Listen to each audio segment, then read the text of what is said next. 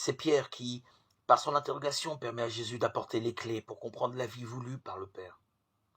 En proposant de pardonner jusqu'à 7 fois, Pierre pense avoir atteint la perfection. Dans la Bible, c'est la signification du nombre 7, mais Jésus va plus loin dans la démesure, la surabondance. Il n'y a pas de limite au pardon pour celui qui s'inscrit dans la volonté du Père. Cela signifie aussi que le pardon se développe dans le temps et parfois dans un temps long. Le pardon est un chemin qu'il faut prendre et reprendre sans cesse, avec des avancées et des reculs. Chemin sur lequel nous rencontrons le Christ. Le pardon n'est pas l'oubli ni l'absence de souffrance. Mais lorsque l'offense n'empêche plus de vivre, lorsque le sentiment de vengeance commence à mourir, nous savons que nous sommes sur le chemin du pardon.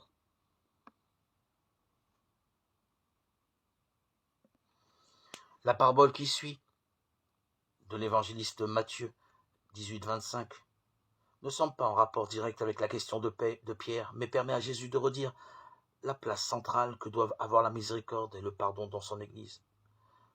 De fait, elle invite les disciples au dépassement de la règle pour que s'accomplisse la miséricorde du Père.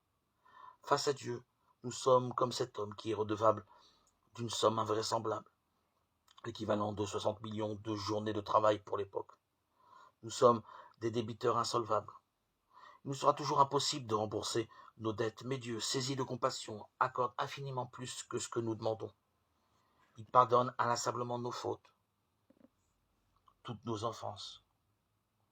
Pour le disciple, ce mouvement d'amour divin doit se traduire concrètement dans sa vie, dans les petits pardons. Matthieu 6-12. Pardonne à ton prochain le tort qu'il t'a fait, alors, à ta prière, tes péchés seront remis.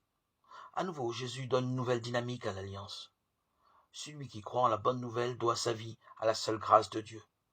C'est parce qu'il est saisi de pitié, pleinement aimant, qu'il pardonne à son frère du fond du cœur, et se montre ainsi digne du Père.